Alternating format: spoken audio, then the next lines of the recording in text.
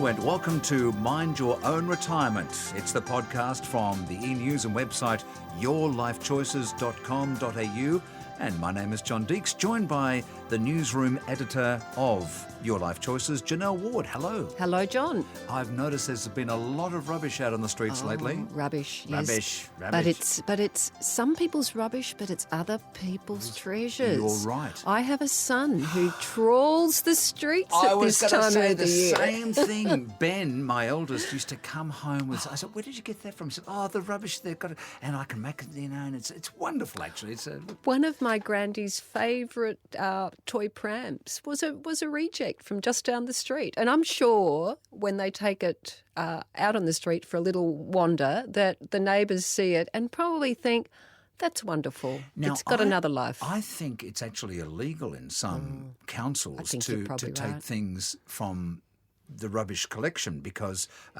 you quite often would see the professionals, in inverted commas, drive up and down, look for stuff. But I tell you what, mate, if you want something to go fast, just put it out on the nature strip, a desk or whatever, and say free, mate. Gone. Yeah, just and like that. Look, I mean, it's recycling at its best, I think. Rather than go to landfill, why can't I? Look, I know Absolutely. there might be legality problems, but... I know. And the funny thing is seeing people who, when they've got their hard rubbish going on in their street, leaving their lawnmower out accidentally. And, hello, where's my lawnmower gone? No, you don't pause for breath. Like a seagull on a hot chip. Just gone, baby, gone.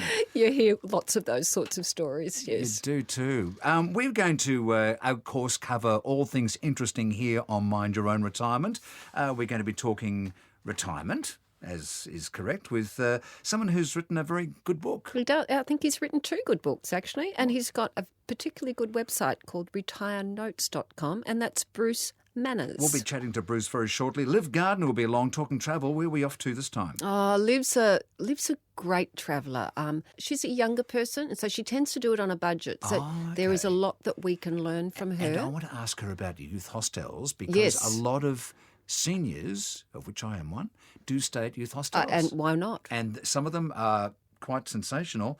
And then we're going to talk to somebody about who we've spoken to before. You have Paul Murrell. Paul Murrell. Now, he's a motoring writer and creator of another website called seniordriveroz.com. Okay. And he really has his finger on the pulse when it comes to older Australians and driving issues, driving suggestions, what's happening out there on the roads. Janelle Ward is the voice you're listening to, along with me, John Deeksie, for YourLifeChoices.com. It's your podcast, Mind Your Own Retirement.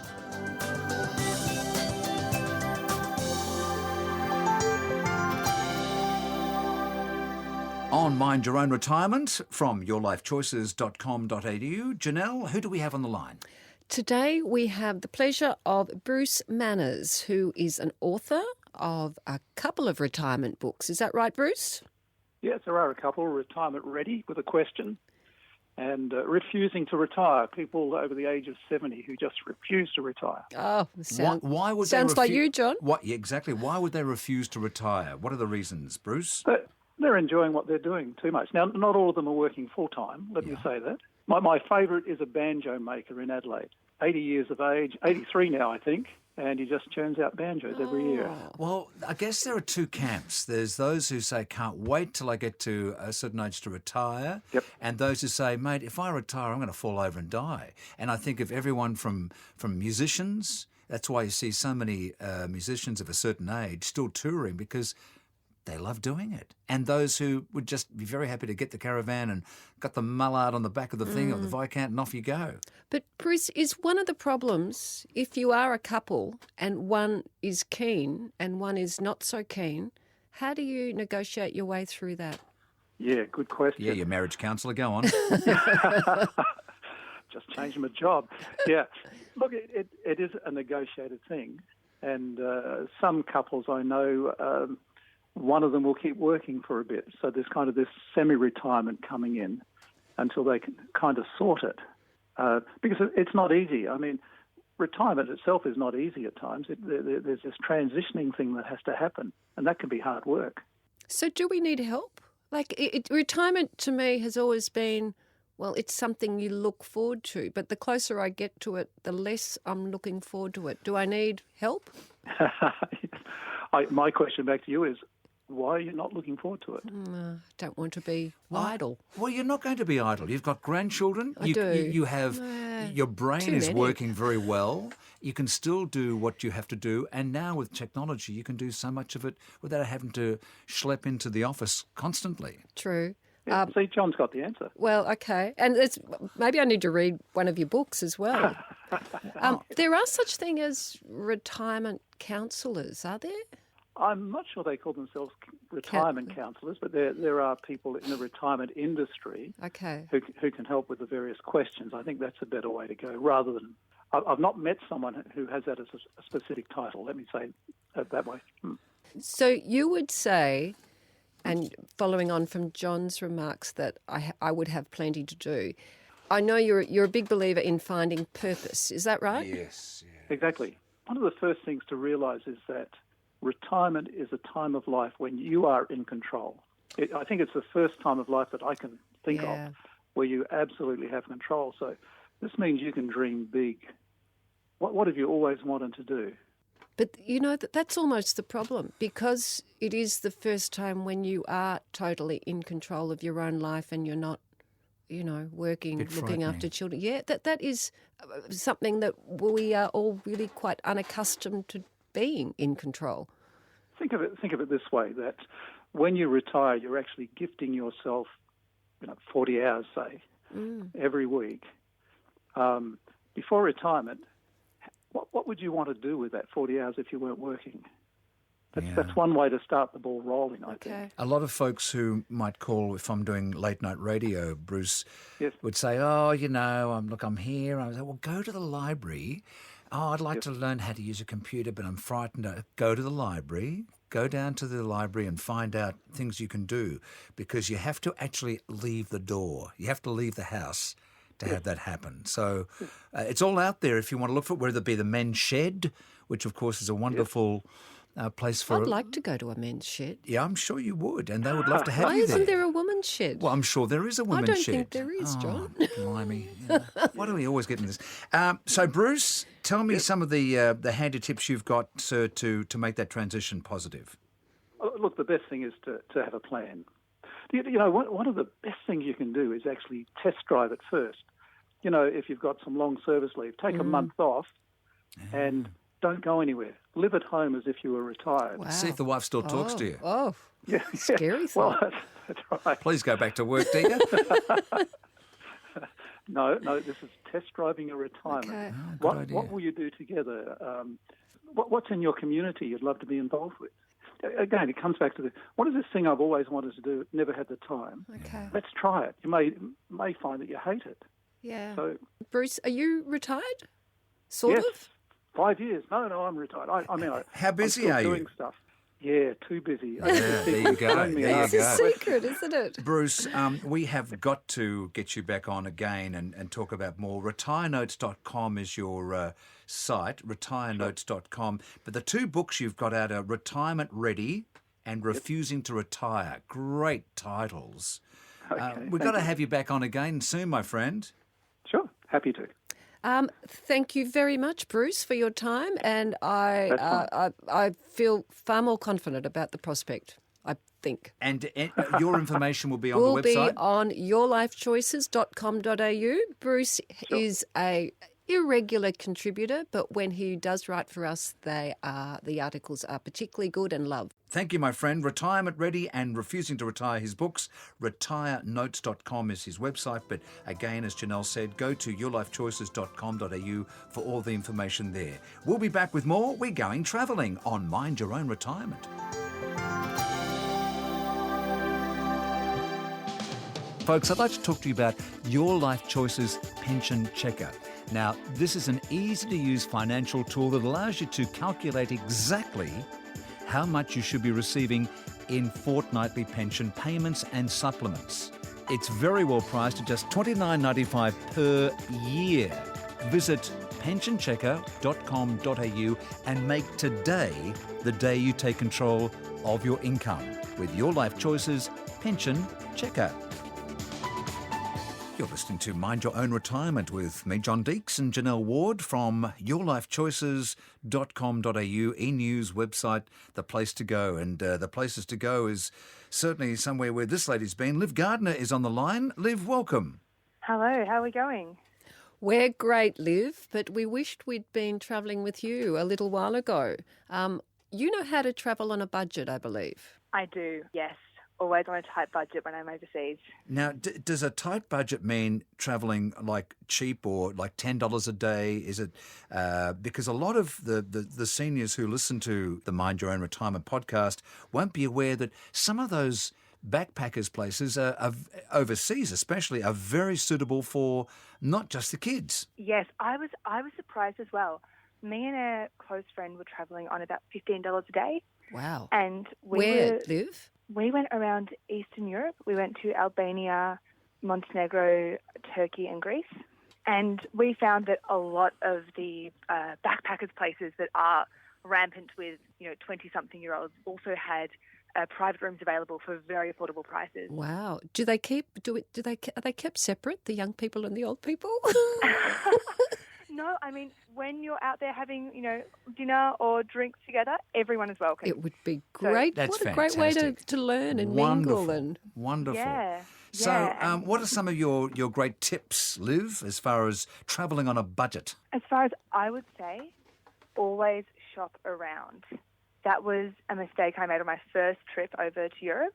And this time I flew with Scoot Airlines, which I found to be much more affordable. Scoot Airlines is an offshoot of Singapore Airlines. They fly out of Australia. I've got those yellow planes, yeah?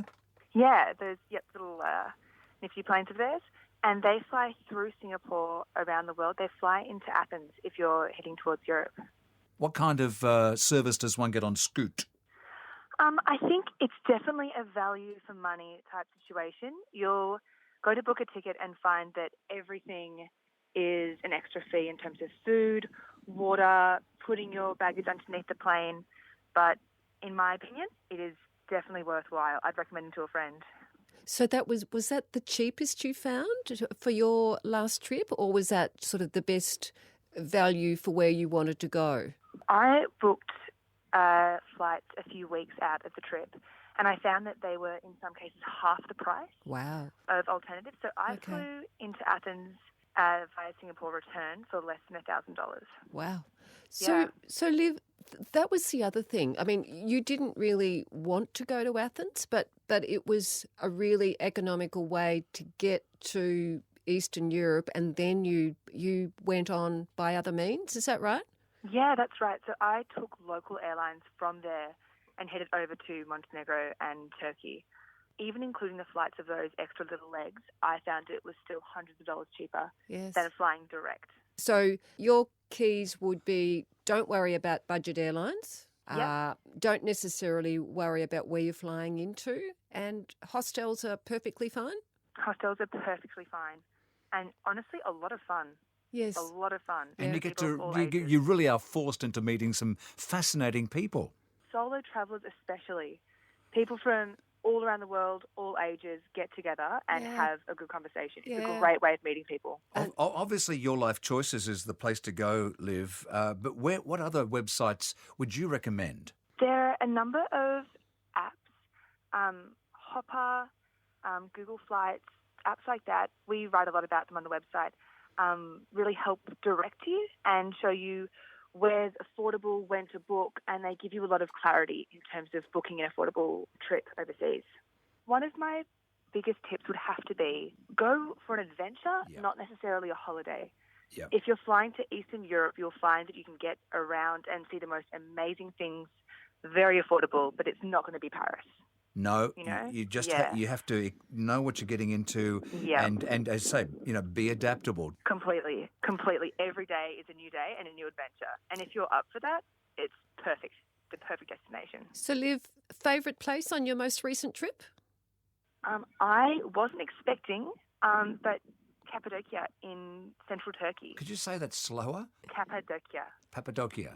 Yeah. Wow. That's Balloon Central? Is that place? It's famous for its air balloon. Oh, go you.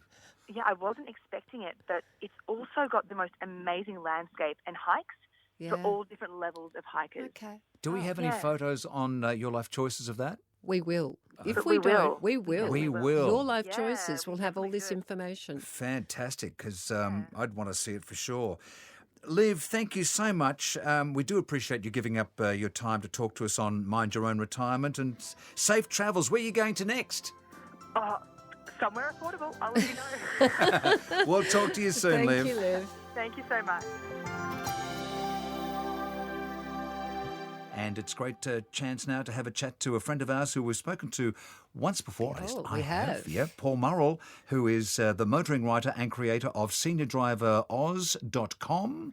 And he specialises in car advice for people whose age and IQs are both over 50. I love that. He's a great guy and he's got a great sense of humour. He's on the line now. Hiya, Paul. Hi, John. Hi, Janelle. How are you both? We're well. Paul, driving as we get older is a hot topic, one that you have covered briefly before. But is there a sense that there may be considered an S plate for older drivers over a certain age? Janelle, this is one of those things that comes up fairly regularly. And if you watch the news, you'll see why. You start to see reports about, elderly driver runs into shop front or elderly driver does this. It's almost like we're being categorised or we're being, I hesitate to say, but almost being discriminated against as a cohesive group of people. And elderly drivers are just like all other drivers. There are good drivers, there are bad drivers, there are alert drivers, there are distracted drivers, and that's in the elderly age group as much as in any other age group. But for some reason, elderly drivers are put into a little box and called old drivers, and then becomes that question, should they be on the roads? And if they're on the roads, should they then be identified? Paul, I have a daughter who I'm teaching to drive at the moment, and we have obviously the L plates on, and there is a certain approach that some drivers take to when they see a driver with L plates on, and they immediately make an assumption. So I would also imagine that if you had an S plate on, some people would make an assumption, this is a dangerous driver, this is a one to avoid, I must get away and get around them. This is the problem, John. With the best will in the world, people will say, an S plate identifies you as an elderly driver, therefore you make allowances, or an L plate or a P plate for a probationary driver. The problem is that there are two responses to that. One, as you say, is some people start to go, dangerous driver or inexperienced driver or whatever it may be, and they start to target that S plate or P plate or L plate driver. And it sort of has a negative effect. Instead of being a positive thing, it becomes a negative. And I don't want to be driving down the road with people going, there goes an elderly driver, therefore he's likely to run through a shop front. And that's the sort of reaction you get. So is it ever likely to happen, do you think? Look, I'd like to think not, Janelle, but, stranger things have happened. Can you imagine the outcry? Because there is no louder voice than the voice Baby of boomers. a group of seniors. I think I'd rather go up against Vietnam protesters back in the day than some of the seniors when they've got to be in their bonnet. Oh, absolutely. The problem is that, John, and you would be aware of this, so would you, Janelle, that elderly drivers as a group are not a group. That's what I keep saying. They're not a sort of a cohesive, homogeneous group. And therefore, the voice of the elderly driver, apart from through something like YourLifeChoices or SeniorDriverOz.com, doesn't get heard because it's individuals speaking instead of a group speaking. Paul, my husband, who's 66, mentioned to me the other day that he doesn't feel he's as good a driver as he once was. What should he be doing? We have special courses when people are on their P plates. We have educators for L plates. Should there be some sort of course where you can just brush up your skills and get a new sense of exactly how good a driver you are? Back in the day when we got our licence, it was basically give the policeman some beer. $10. Yeah, exactly right. That's how I got mine. Yeah. Truly. That explains a lot. Sorry. Some of us are old enough to have got them out of cornflakes back in the day. Yeah. Janelle, first of all, congratulations to your husband for recognising that his skills are being affected. There you go. The first thing to recognise is that you're not as good a driver as you used to be, that your reactions are slower, that your cognitive skills are not as good as they were. That's a very important first hurdle. And you hear people, when you say, you're not driving very good, you go, no, I'm as good as I ever was. Well, no, we're not, Yeah. and none of us are. Yes, there are. There are a number of courses that elderly drivers can do. The problem is that we got our licences quite a long time ago, some of us, and the road rules have changed. The road driving environment has changed. Cars have changed. There's more cars. And we need to keep up to date with that, the same as we keep up to date with all other skills. Most of the state motoring association bodies do courses, and it's just a matter of getting in touch with your local state motoring body, whether it's the RACV or the NRMA or the RACQ, and asking what driver courses they do for elderly drivers, which will refresh you on the changes of the road rules. There have been so many road rule changes, and we just don't keep up with them. We're not told about them. And suddenly you're getting fined for breaking a rule you didn't even know applied. I know my daughter is, when she gets her licence, I will be sending her to an advanced driving course, which I did, which helped me greatly. And conversely, from a young person getting their licence to the seniors like myself and Janelle and her husband, certainly there's nothing wrong with getting some brush-ups. No, there's not. It's a great thing. If you have grandchildren or usually grandchildren in this case, then sending them along to an advanced driving course. They don't call them high-performance courses anymore, but an advanced driving course gives them the sort of skills or at least an experience of the sort of things that will happen to them on the road. And the last thing you want is for someone driving on the road to have an experience where it's the first time it's ever happened to them. Oops, what do I do now? Yeah. It's far too late. An advanced driver course puts you on a track and starts to say, well, this is what happens if you drop a wheel into the gravel, for example, or this is what happens if the tail of the car starts to slide out, so that you get a feel for how these things happen and how to react to them instead of it being, oh, I don't know what to do now. That scares the bejesus out of me because I haven't experienced a lot of those but things. to do it in a controlled environment, well, I think wonderful. It's a great idea. Yeah, because the first time I did it, I had an RX-7. First time the RX-7s came out, and they were terrified of the drivers going out killing themselves because they were so high performance and so light. And that was a terrific thing to have, and it really made me a better driver. Well, I'll be looking up RACV, I guess, to see what might be out there for me and for people in other states.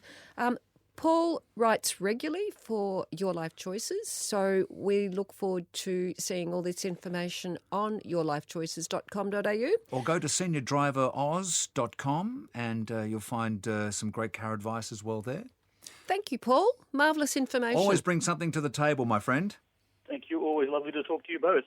Well, isn't that great? Now, your husband has confessed to you that he's not as good as he was. Yeah, That's great. which is, I think, really interesting. What's his first name? Steve. Has Steve said, is there anything else that he's confessed to you that he's not as good at? Well, should we talk about that here? Maybe leave it for another podcast. You're going to leave us with a nugget, I hope. Of course. What have you got? Is there a meal, apart from breakfast, that does not benefit from the addition of garlic? Do you love garlic, John? I do. My girlfriend, who's a very good chef, cooks, because I used to think that garlic was like, heavy duty, but you need the garlic, you need the good fat, you need to have all those things to make the taste. Exactly. And you just don't eat it raw. But no, you don't eat raw unless you've got a vampire nearby or something. Can I tell you why garlic is so good for you? It's good for the blood. It's good for the immune system. Immune system. Coming out of winter, spring, into spring, immune system probably needs a boost. So just add a few slices of garlic to anything you're eating. It reduces your blood pressure. So is that right? If you're in that category. Well, so they say. I'm just telling you what the health kind of garlic are we is. talking about? Are we talking about you get the garlic and you mince crunch it up yeah, and you slice put it into... mince it, everything. Fry a steak in it, add it to your stir fry, curries. I can't imagine a meal without garlic in it, to be perfectly honest. And sorry, go ahead. But there is more. Oh. So it improves your cholesterol level and so reduces your risk of heart disease and contains antioxidants, which can lower your risk of dementia. And who wouldn't want that? How much garlic should I have, Janelle Ward? I think you just eat it as often as you can. And it'll also stop your friends from coming around. You'll always get a seat in the tram. No, that's the... How are you? How are you going? Before you go to the dentist? Can you go? Oh, yeah. So I think about the Punish dentist. him. Oh, look, the music's swelling. We could just chatter away for hours. Thank you very much, Janelle Ward. Thank you, John. And this is this is it, because next week... No, I think next week's your last week. Oh, it is then too. Mother Superior gets back talking I've got about... another She's week. been in Italy and other places Great. having lots of garlic. Oh, can you imagine? She would have too. No, and well- probably done a cooking course or two, I believe. I bet she has too. But we'll see you again next week. You will. And as you say, all things we've spoken about and a whole lot more on... On YourLifeChoices.com.au. That was Janelle Ward. This is John Deeks. This has been Mind Your Own Retirement, and we'll see you next time.